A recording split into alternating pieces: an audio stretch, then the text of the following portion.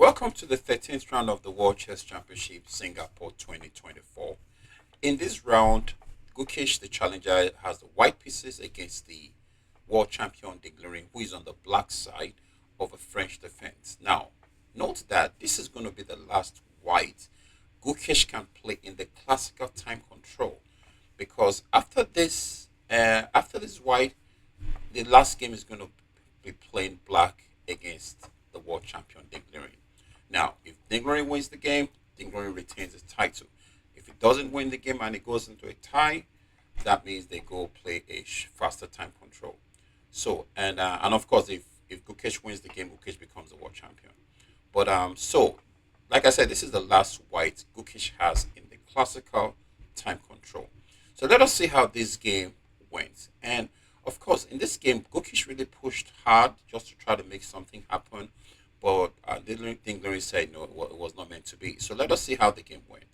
So e4 was played, e6, the French defense, d4, d5, knight to c3, knight to f6, the classical variation, like we said. Now, bishop b4 will be the Winawa variation, right?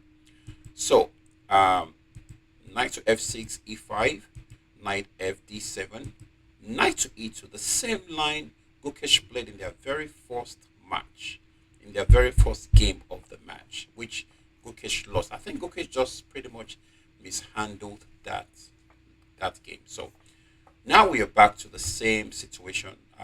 Yeah, something similar. They played the same setup in the first game. So here, of course, the plan is to put pressure on the pawn chain d4, e5 with the move c5, and black's plan is to put pressure on the pawn. White's plan is to ease the pressure by defending the pawn for as much as possible. So c3 is played, knight to c6, more pressure on the pawn on d4. a3. Now, a3, the idea of this a3 move is to play b4 at some point in time. And it's important for white to play b4 so that the bishop can move to e3, putting more protection on the pawn. Because with the bishop on e3, with the pawn on b2, there is always an opportunity for black to put pressure on that pawn on b2. So, like I said, this is something similar to what they played in their very first game that Dinglerin won. So, a3 is played here, bishop to e7, bishop to e3, knight to b6, eyeing the c4 square. Knight c4 puts pressure on the bishop on e3 and the pawn on b2. White plays knight to f4, making sure there is a knight, no knight is coming to leave on that square c4. So Dinglerin took on d4, Gukesh took on d4. Knight to c4, bishop captures, d captures. Knight g to e2, b5. Now, multi-purpose move, protecting the pawn on c4, threatening to bring the bishop to b7 for this long diagonal. The position looks kind of even for now. Although the only pull white has is the fact that he has all his minor pieces developed. It's about to castle, get the queen out, connect his rooks, and white is looking good, but slightly nothing special. So white castles, black castles, knight to c3, putting pressure on b5, rook to b8, not just defending the pawn on b5, but also activating the rook. So rook to b8 is played, knight to h5, putting pressure on the pawn on g7, and this is something I say often. Anytime your king is defending anything, that's a red flag. You want to try to ease that pressure, because if you don't, and you find out the queen is coming to g4, you might be in for some big trouble. So after the move knight h5, f5 was played. Of course, with the move f5, the rook can always come to f7 to defend the pawn on g7. Captures back with the bishop. Queen f3, putting pressure on the weak knight on c6. He has to do something about that weak knight. So he plays queen to e8, protecting the knight and at the same time attacking his knight on h5. Although you don't have to worry about this knight on h5 because it's already protected by the queen on f3. So now there's an x-ray attack on the queen. So bishop takes d4 is threatened. So it's very important we do something about that x-ray. Knight takes f6, rook takes f6, queen to e2, moving away from danger from the f file. Queen comes to g6, putting pressure on g2. Another red flag. Like I said, anytime your king is defending anything, and that's the only piece defending, it's a red flag. You have to do something about it as quick as possible. So, Gukesh played f3. Now we have not just the queen, king defending g2, but the queen. F3 makes a lot of sense in this position. F3 rook go back to D. F8 centralizes the rook. Rook goes to D1. Pawn push is a possibility here. The idea of pawn push is to free this bishop, so the bishop doesn't have to protect the pawn on D4. So knight to E7. The knight can come to F5. The knight can come to D5. These are all possibilities for the black knight. And Gukesh hit Dinglering with this nice tactic, bishop to F4. Now you cannot take the bishop because I have queen to E5 attacking the two rooks. You're going to lose one and you pretty much lose the game. So rook B6 was played, bishop to C7, attacking the rook, rook to B7, bishop D6, making sure this knight is off the board. This knight is really the piece that can cause white some problems. This bishop, you really can't be worried about this bishop. Look at all those pawns on the light squares. So you really can't be worried about this bishop, but this knight. So this guy can go crazy, but we don't want that. So what do? We get rid of the knight. Bishop to D6, rook to E8, getting off the pin, takes the knight anyway. Although taking the knight would have been there was a better move. Rook F to E1 would have been a better move. Rook F1 pretty much means you cannot bring the knight here because this is hanging twice. You have the queen and the rook. But bishop takes knight, rook takes, queen to E5. The threat is to play D5, getting rid of the weak D pawn. Of course, that's going to help black get rid of his pawn too, but that's fine.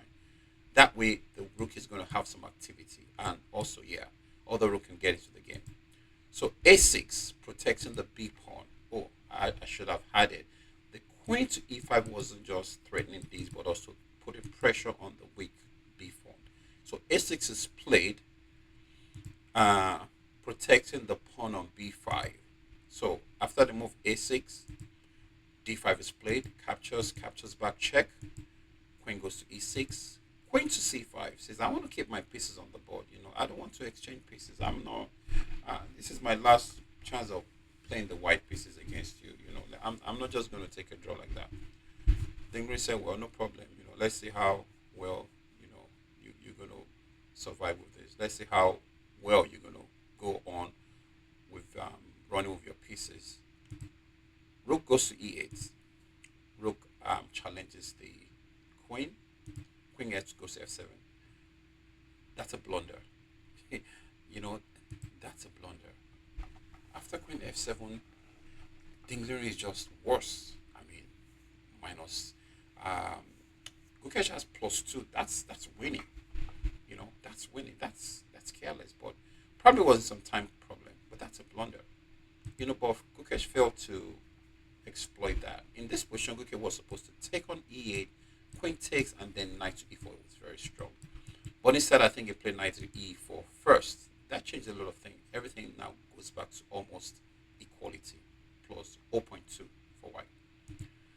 So rook F8 is played. Knight to D6, attacking the queen and the rook. Rook C7 moves the rook away from danger, although the queen is still under attack. But now if you decide to take the queen, the rook takes the queen. White, I think black is just better here because he has the queen, the pawn side majority. He has the bishop against the knight, open position. Black is just better. So it's very important for white to keep the pieces on board. Queen to E5, queen to F6, threatening to exchange. He says, no, sir, not today. Queen D5 check. King goes to H8. Rook to E5. The idea is to double up the rooks on the E file. Rook to E7. The idea is to exchange as many pieces as possible. Rook F to E1. Rook captures back. H6. It creates a loft so that the king can breathe. It's very important. Queen to C5, threatening to win a piece on C8. Dingley says, no, I can't let you do that. Bishop goes to D7. Knight to E4, attacking the queen and attacking the queen. Queen to F4. The other knights attack the queen still putting pressure on the rook, so the queen can't get away from the rook. You either have to go to D8, which is passive, or come to F4, which is a little active. That way you can get some kind of check, and check. Rook to E7 is played. I said this again. Anytime there's a pressure on a pawn defended by the something about it. Bishop f5. If black can exchange as many pieces as possible in this position, is in a position to create a pass pawn and then have some winning chances. Winning chances, not necessarily win, but winning chances. So queen d4 threatening checkmate on g7. Black says not today. I'm not gonna let you do that. h3, queen check, king gets to f2, bishop takes, rook takes. Now, the fewer the pieces on the board, the easier it is for black to save this game, to hold the game. With the queen on board, things can still go crazy, but with the rooks, it's going to be much easier for black, unless white has white has a substantial advantage. So, yeah. So queen, bishop takes, c3. I think the idea of this c3 is just to create more exchanges. Because like I said earlier, the more exchanges made in this game, the easier it is for black to hold this game. So b takes c3, queen takes a3, king to g7, queen to b5. What's the threat? Protect the rook, protecting the pawn, vacating the a file for the pawn to just go get a queen. Rook to e7, still putting pressure on g7. We don't have to worry about it. We have two pieces on that. You have two pieces. You can't get a third one, at least not for now. So pass pawn. Like another principle that I use, always use your advantage. The advantage black has in this position is he has a queen side majority. He has a 2 against 1. So what do? Start pushing the pawn. Don't just wait and just start pushing the pawn. If you push the pawn, it's going to get your opponent's attention, and it's going to want to do something about it. So a5 is played, rook to b7, threatening nothing really. So queen to c4, it just wants to exchange all the pieces as quick as possible. Queen to c4 is played, queen to e5, threatening to win the pawn on b7, on b5. Queen to c6, I don't know what that move is threatening. I don't know the idea behind that move. Queen to c, well, I do, he's attacking the rook. Queen takes b7 is threat, although it's not going to let you take it. So queen takes b7 here. It's threatened. Queen takes b5. Queen takes on c3. Rook attacks the pawn on a5. Queen checks. King moves.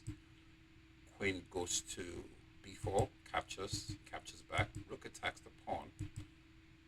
Now that the rook has done its job protecting mate, it's high time the rook comes out and get active, because if you decide to sleep there all day, the king coming here might not be good for you. You might be in zog, and then it might not be a good thing. So rook has to come out to get active.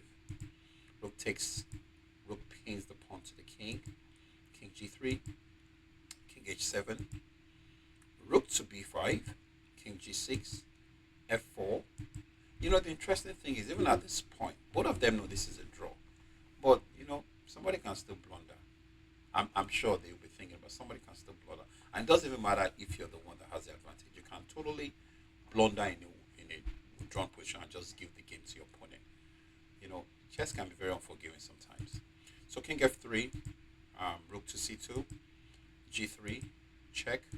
King goes to g4, rook goes to a3, pawn push to h4, rook goes to c3, check, king goes back, pawn push to f5, check.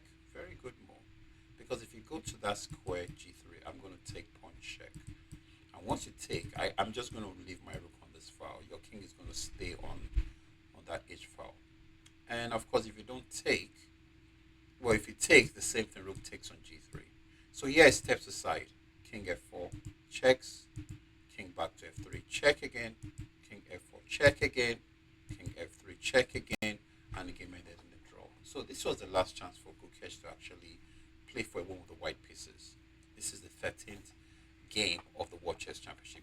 So the last classical game comes up tomorrow, I think, I'm not sure, and Dingler is going to be having the white pieces.